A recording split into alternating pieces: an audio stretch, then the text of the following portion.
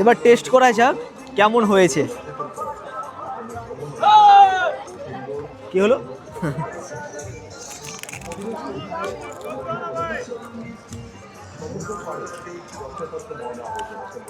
আর একটু খেয়ে দেখতে হবে।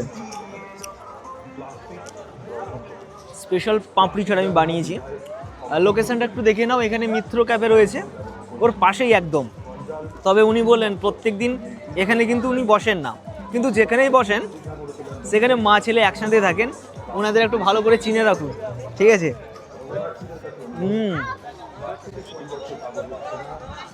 সেই লাগছে, আরও বেশি ভালো লাগছে আজকের ওয়েদার, মারাত্মক লেভেলে লাগছে সত্যি বলছি। আজকে যিনারা দীঘা এসছেন ওনাদের সাথে প্রকৃতির একটা আলাদাই মেলবন্ধন হয়েছে।